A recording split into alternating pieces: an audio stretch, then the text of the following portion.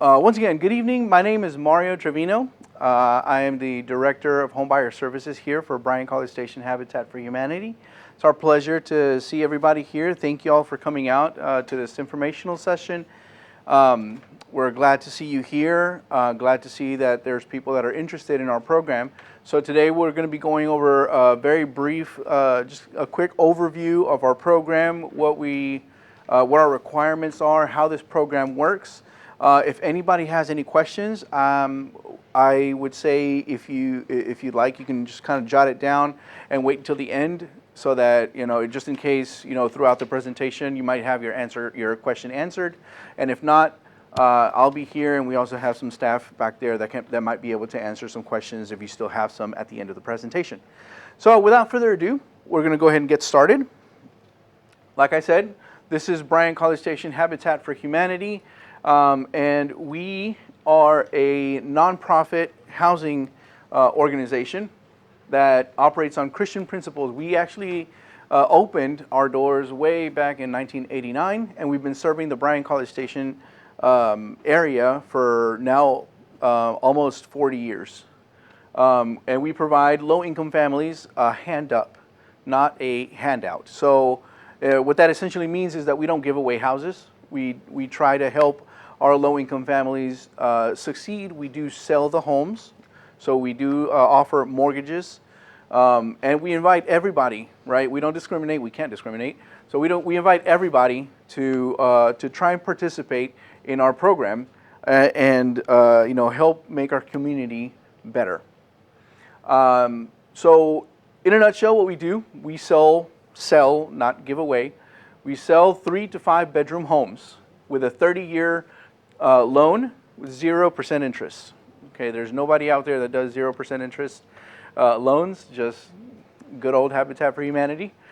So currently, our Habitat homeowners typically pay, new Habitat homeowners when they start paying their mortgages now, around $800 a month, which includes the principal, insurance, and property taxes.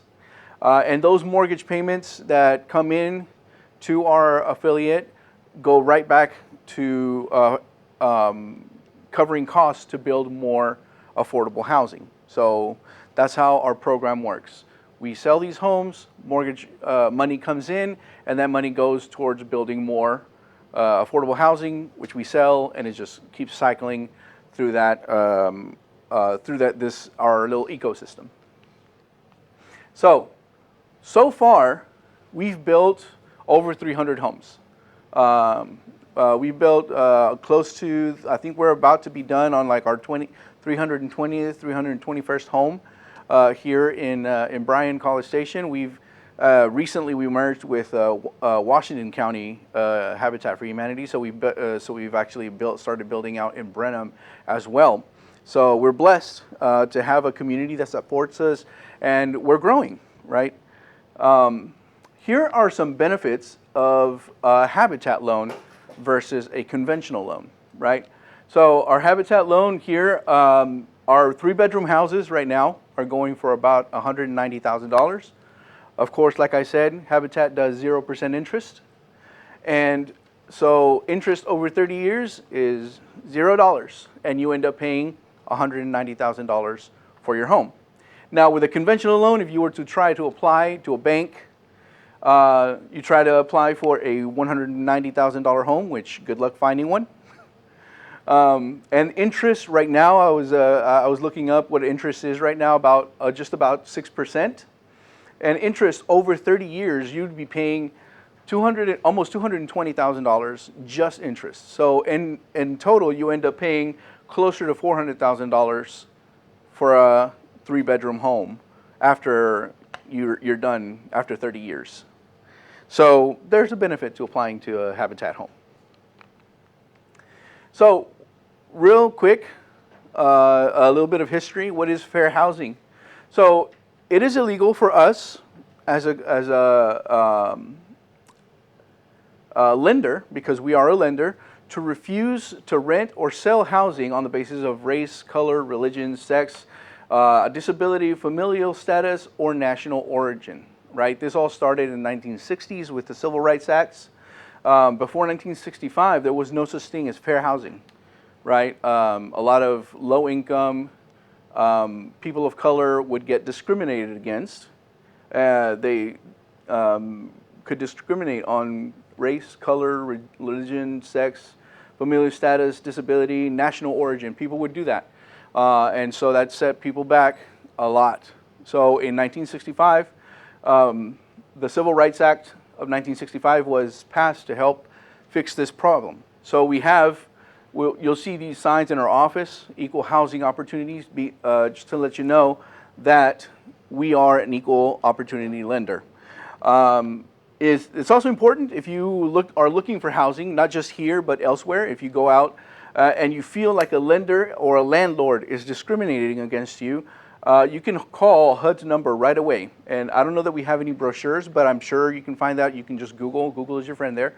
You can Google HUD's number. There's a website that you can go to report housing discrimination.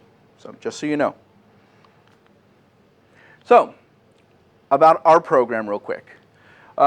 These are the criteria that we look for each of our applicants. They need to demonstrate a need, ability to pay, and a willingness to partner with Bryan College Station Habitat for Humanity. We do have a requirement here for Bryan College Station area that you have resided and worked here in Brazos County for at least a year before applying. So if you've recently moved here, we would like to see a history of working here in Brazos County at least a year, or living and working in Brazos County at least a year before you apply. So first criterion that we need is need. Need is based on the condition of your current housing, where you're living at today. There may be inadequate conditions, so that can result from any structural, plumbing, electrical, HVAC, any failure to meet city codes, anything that makes the housing where you're living substandard, right? If you're living in pretty poor conditions, that would be considered, you would have a need for good housing. Other considerations, the number and ages of people that live in the house, right? If you're living in a house and you're overcrowded, that's another thing that we look at. If there are too many people living in a small house, that can be a problem. The ages of the people living, especially children, if there are children that are there's a wide gap in age and they're rooming together, that can be a problem, especially if there's boy, girl. We look at all that and we consider all that in your applications. We also look at the percentage of your monthly income currently spent on housing. A lot of experts, they say that the ideal amount to be spending on housing is 30% of your income. We've seen families, spending more like half of their income or even more on just their housing expenses. That can be unaffordable. That makes their housing unaffordable. Good afternoon. If you could sign in over there, please. And another thing that we look at is if you are unable to get yourself a loan, like a conventional loan, if you're unable to go out to a bank and get yourself a home loan, that's another thing that we look for, or that we look at in your application. If you're unable to go up to a bank and be able to be offered a loan to buy a home, then you might be able to get a loan with Bryan College Station Habitat for Humanity. So that's need. Our next requirement that we look at is ability to pay. So like I said, Habitat is not a charity. We don't give away our homes. We do look at applicants and make sure that they can be responsible and have the ability to pay off a mortgage, right? The monthly payment, like I said before, includes principal, so that's money that goes straight to paying off the loan, the home loan, and then escrow, which includes property taxes and insurance. So we try and make sure that all the bases are covered as far as your mortgage goes. We do run credit checks up to 3 times once the person is accepted into the program. We don't look at medical accounts and we don't look at your credit score. All we do whenever we do a credit check is we want to make sure, assess how much debt each applicant has and if that debt would hinder them from being able to pay for a mortgage.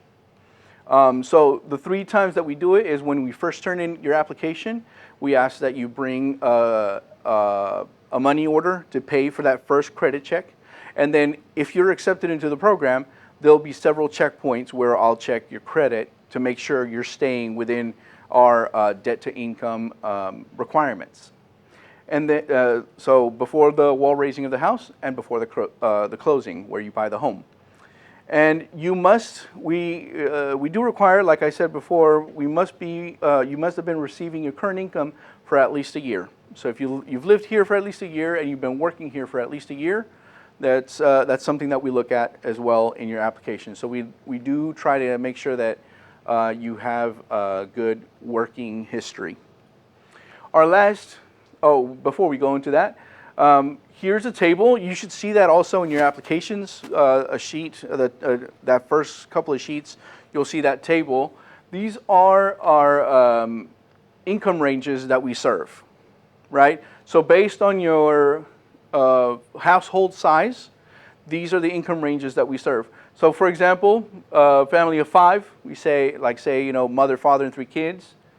Household income should be at the very least $33,500 and at the very most $76,500. So that's about $27.91 per month.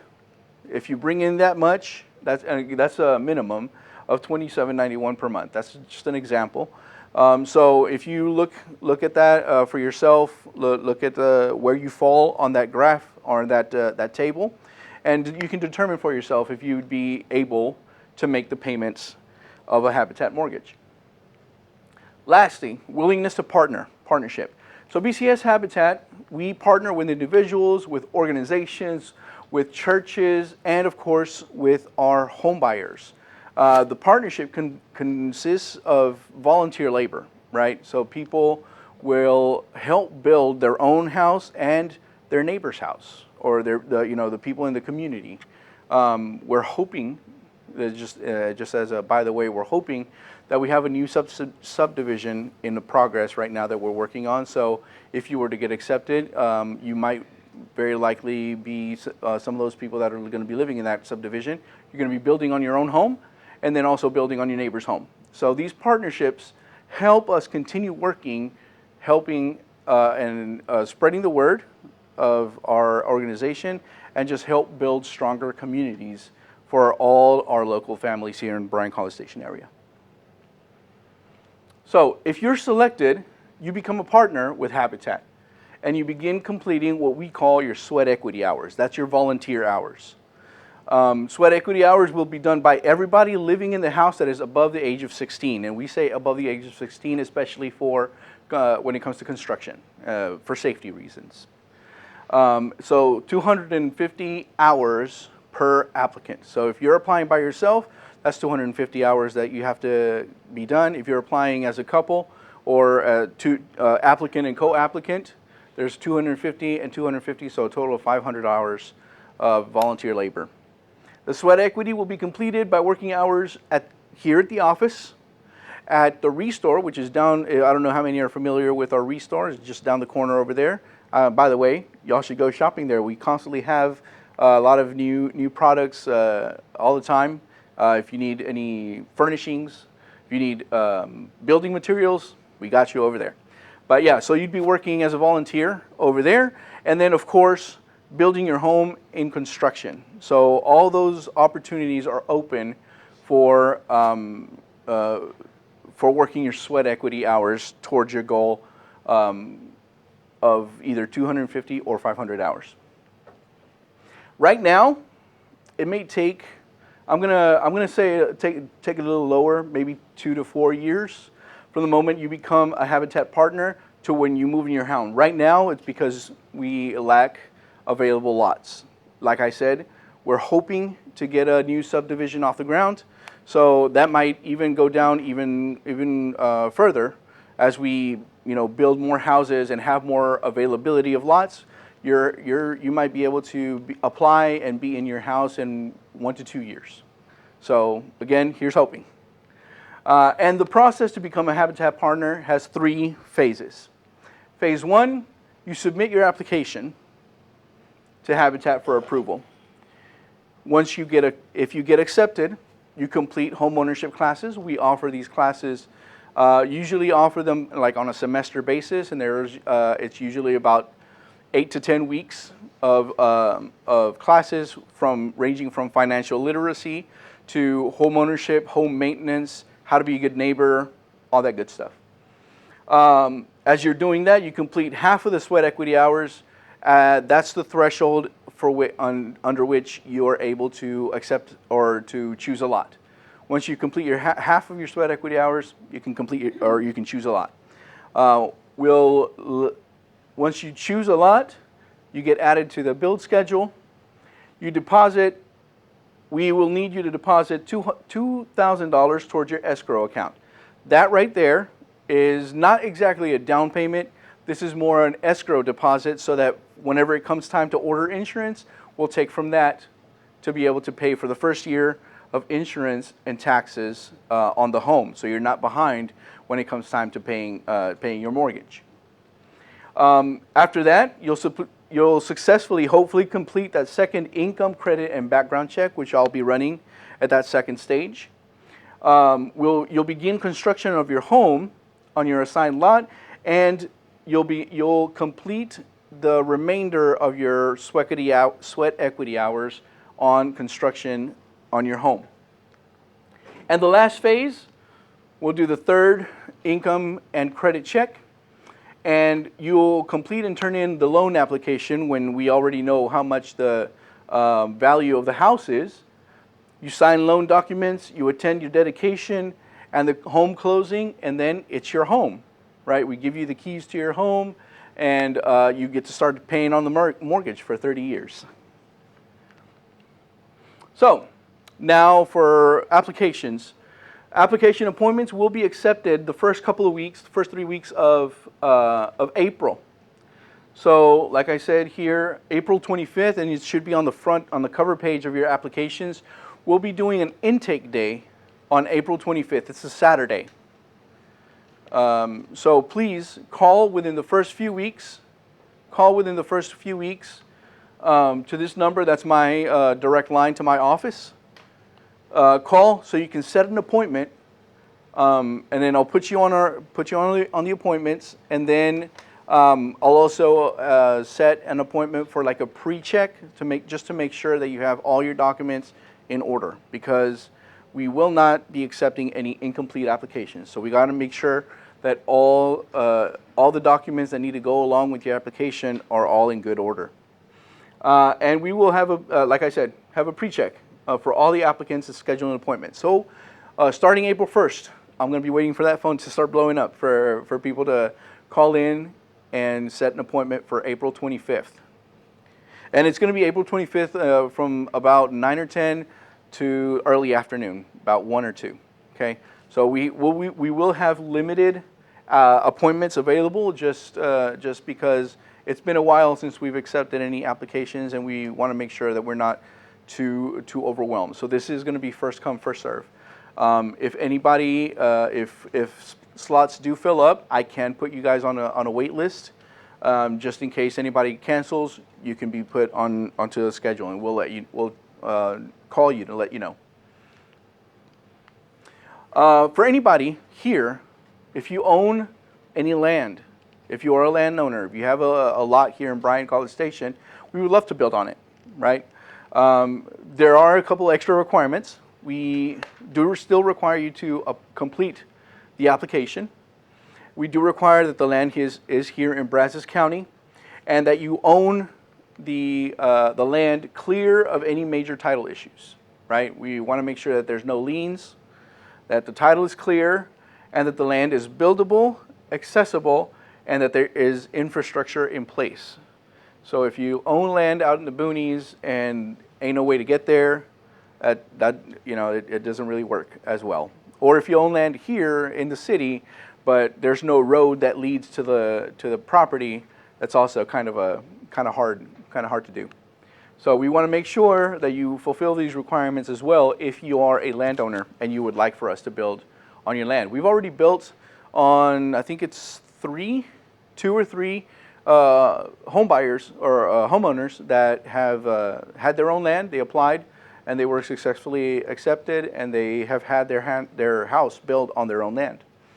In addition to a complete application for everybody, you must provide a title search, or for those who are landowners, sorry, and a property tax bill showing the estimated value of the land and a deed.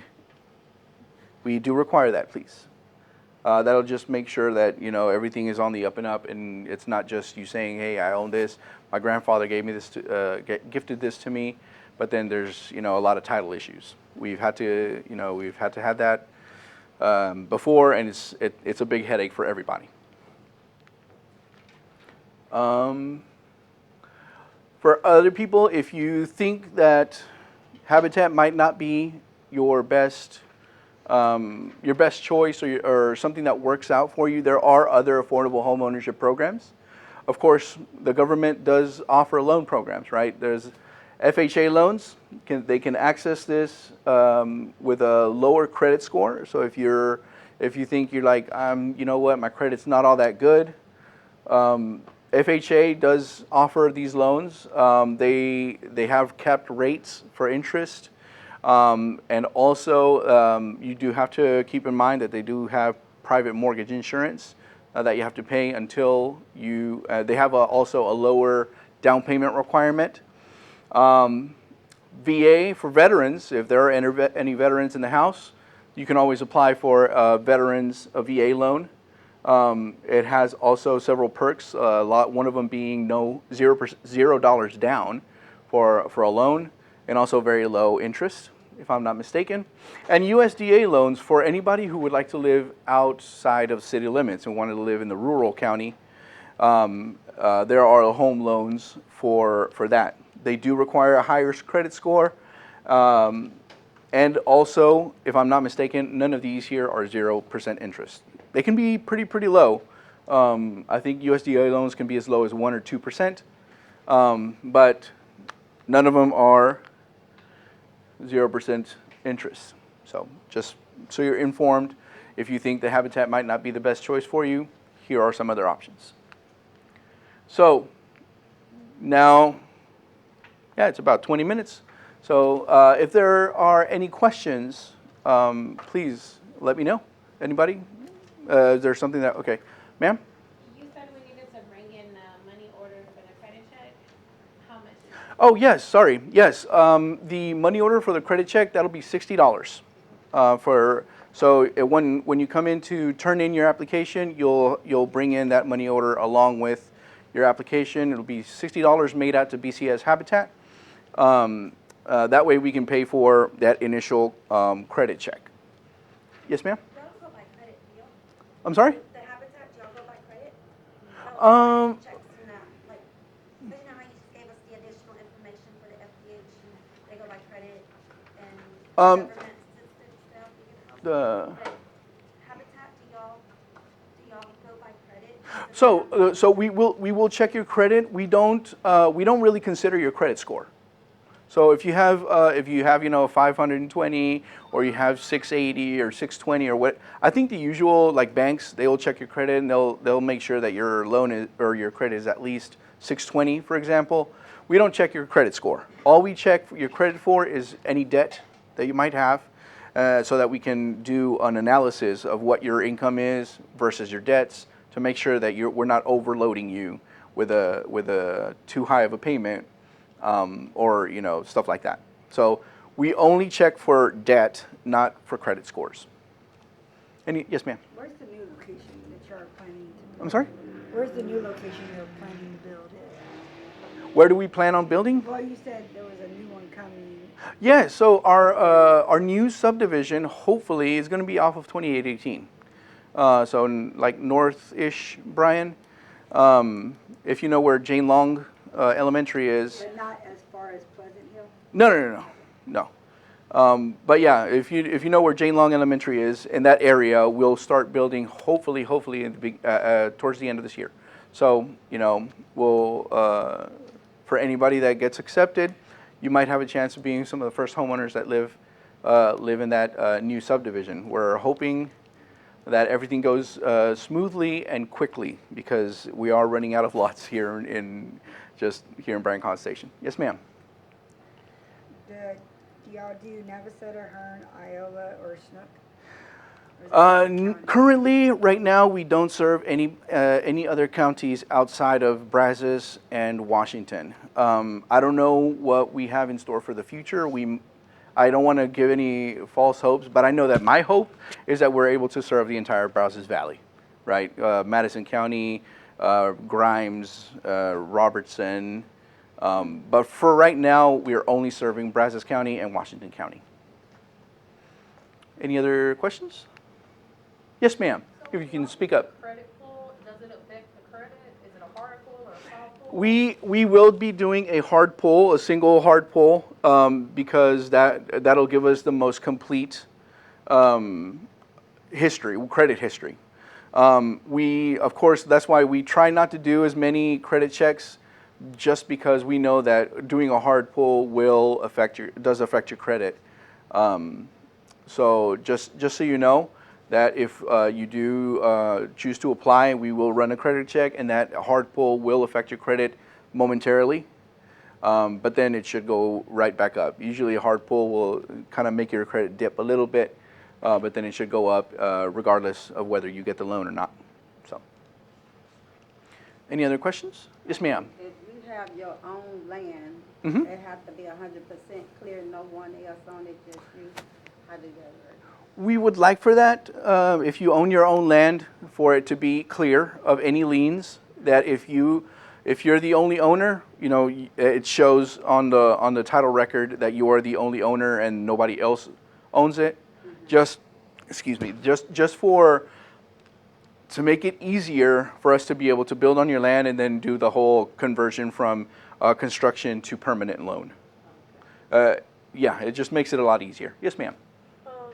When it says that we have to put $2,000 in our ERA, how fast do we have to do that from the time that we get accepted?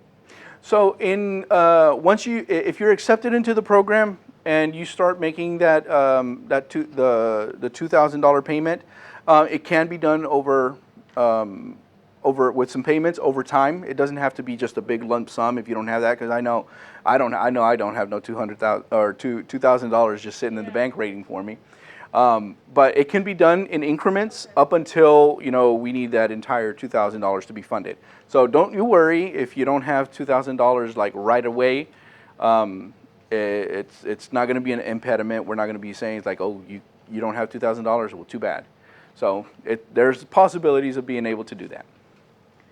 Yes, ma'am. What's the chances of you not being able, or us not being able to qualify for the requirement? What are the chances of not being able to qualify? I don't know. I don't want to discourage anybody. But I'm sorry? There's like a lot of variables. Yeah, there are a lot of variables. There's a lot of things that can affect your application. I will say that whenever we process the applications, we do try to be as accurate and as honest as we can in our evaluations. We try to make sure that everybody has a fair shake. But I would say at the most, what I've seen historically, half of the people that apply get accepted. Just because there's, again, like you mentioned, there are a lot of variables. Sometimes you have the applicants have too much debt, and so that just kind of goes against plays against them. Others don't make quite enough, or others they think that they're within the range, but then they actually end up being above the range of what we serve. So unfortunately, we serve only up to 80% of the area median income. So again, I would refer you to that table that's on the applications. So for you to check, where does your income lie? And if you think you are a good candidate for a Habitat home, please apply. So like I said, starting April, so that's next week already, starting April, please give us a call, 979-823-7200, extension 101. That's my office number. If you give us a call, we'll be able to schedule you for an appointment for the 25th. And then I'll also try and schedule you for a pre-check just to make sure that you have all your documents in order. Sorry, what's the number again? I'm sorry? What's your number again? My number is 979-823-7200, extension 101. It should also be on that cover page. Yes, ma'am. Can I also, can I add and kind of piggyback off her question, but in a little bit of a response, because this is my fourth time applying. Uh-huh. And I just want to make sure that, like, because you spoke on the debt to income, and the previous 3 times that I've applied, 3 or 4 times, this may be my fourth of it, all times have been the debt to income ratio, every time, because in the past, almost all of my income has actually went out to bills. And so that affects you really hard. Yeah, your debt to income needs, like you said, 33, I think last time I applied it was like 44. 44, 45, I believe, 45%. And so basically your income needs to be, I mean, your debt needs to be, it needs to be under 30% of the income you bring in. Like 75% of my income is going to my debt. Yeah, so that's if, what got me every time. so yeah, and yes, like she mentioned, yeah, debt to income is usually the biggest thing that ends up disqualifying a lot of people. So if you want to go ahead and start looking at your credit, start looking at your finances, looking at how much it is that you pay, on credit cards, on personal loans, auto loans, stuff like that. Anything that you owe, start looking at what realistically what you can afford. Yes, ma'am. But does it go like by how much you have to pay like for the I guess for the house, right? But do you have to make like certain amount, like what is it?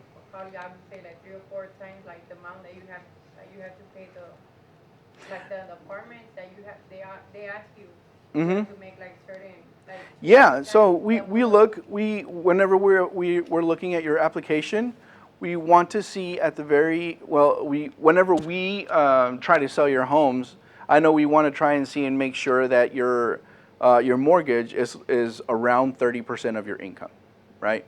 And so whenever we look at your applications, we're going to be looking also, how much do you spend on housing, to be able to consider that. So all of your financial, that's why it's also important that you're really accurate on everything that you accompany with your application. Make sure we have a checklist. It should be like a yellow sheet on the application packet. A checklist that says all the documentation that you need to accompany your application, from check stubs, bank statements, any bills that you might, utility, cell phone, all those things that you pay regularly, monthly. Make sure that you turn those in so that we can get a good, accurate picture of what your finances look like. Okay. Any other questions? Yes, ma'am. So what if it's a family member that owns the land, but they're willing to sell to you? Do we have to have that process already taken care of? Yes. Before it comes to y'all, or can they just do it straight to y'all? Like, can they just sign it to sell to y'all for us to have the property? It's an interesting proposition. I would say if you're a homeowner, if you want somebody or a Habitat to build on your land, I would say get all the legal stuff taken care of. If you want, or if that family member wants to deed that land over to you, make sure they have all that done and ready, so that there are no title issues. Now, if anybody wants to donate land to Habitat, hey, that's great. But if they donate to Habitat, there's not a guarantee that you're going to get it. So, yeah. Yes, ma'am. Okay, I do have a question, because when I've applied in the past, all my kids are underage. So now that my son is 18 and he does work, will he be a co-applicant or is he a He doesn't, dependent? he doesn't technically have to be a co-applicant, but we will consider all of the income coming into the house. Oh, that's good. Yeah. So he'll be considered a dependent, but his income will count. Yes, because he is above 18, and and I know that for other programs that I try to apply for our home buyers, they also consider all of the income coming into the house. So if you do have a child or another member of the household that works, they don't necessarily have to be a co-applicant. They can be. If you want to do like a mother-son type of thing, mother-daughter, father-son, whatever, it's possible. It's not beyond the realm of possibility. Just know that everybody's income is going to be necessary to be counted. Okay? I thought yes, ma'am. I want to make sure I'm clear on the qualifications as Sure. far as that income. So if all of my documentation and everything I have would show that my bills supersede my income in any way or make it really, really tight, would that be like the disqualification that she's talking about? That might. Very likely, it could be just if your debt to income ratio is too high, more than 45%. If more than 45% of your income is going towards bills and other debt, other obligations, that's money that can't go into your housing. So that might affect you. Again, if you're starting to think to yourself, you know what, I might have some issues. I would say start looking at how you can start paying down debt. It's just my recommendation. If you think you have quite a bit of debt that you might want to start paying down so that your debt to income ratio goes down. But All you're right? meaning debt like things that we're paying on, not debt as in a creditor, debt to income ratio. You mean debt to income as far as like what I'm making and what I'm spending. Debt to income is usually it would be like credit cards. And we also do look at like if you pay for cable, cell phone, utilities, because those are also creditors, and they also do post to your credit account. I'm sorry. That does count. That would count as debt, or it would count as like financial obligations, because you do have to pay those bills. They're not a free ride. Anyone else? Any other comments or questions? Yes, ma'am. On the one where you're showing us the income, like if you had 5 members, it was 20. Yes, ma'am. 27. Is it gross or net? Like, is it before our taxes or after? Like, when we take home? Whenever we count income, it's gross, so before any deductions. Okay. Gross income, not net. Okay. Yes. And then on the hours, like you said, it's 250 per person that applies. Does that person have to do the 250, or can, like, let's say I'm her friend, I'm gonna do 50 hours, her son's gonna do 20 hours, stuff like that? Yeah. So once. Minimum that they have. Sorry. Yes, ma'am. Yes. Once you're in the program, it's great if you can do all 250 hours by yourself, but normally it takes a village. So if you have friends that are able to donate hours, if you can recruit some friends to help work your volunteer hours, that's kind of the whole point, right? We want to make sure that we build a community. So if you have friends, family members that are able to work some hours and help donate those hours towards your account, so to speak, yeah, that's definitely possible. So you don't have to do all the hours by yourself. More power to you if you do, but it doesn't have to be all by yourself. At what time does the hours, like, what time do they start, like, I'm sorry? at what time do they start, like, doing the hours, like, what's, like, the times, the volunteer Like the hours? time of day? Yeah, it's during that day, right, but, like, until what time? Usually like whenever, if you want to work here at the office, we open from 9 to 5. I know our Monday through Friday. Restore, they're open Wednesday through Saturday from 10 to 6, if I'm not mistaken. And then construction, they're like Tuesday through Saturday, I think starting from like 8 in the morning all the way through like 2, 3 in the afternoon or so, it's usually, of course, during the day. Of course, there's also, weekend stuff. So Restoring Construction does weekends, Saturdays opportunities as well. So, all right. If there are no further questions, thank y'all for coming. I really appreciate it. I really hope that this presentation has been enlightening for you guys. And like I said, I hope to hear from every single one of you guys. Give us a call whenever you're ready to schedule an appointment. All right, starting on April 1st, we'll be taking your calls. All right, thank you very much. I really appreciate it. Yes, and if you can turn in your sheet that you were filling out to Ms. Cassidy. I have a question. Yes, ma'am. Like, I own 90% of my land. Okay. And the house is not level.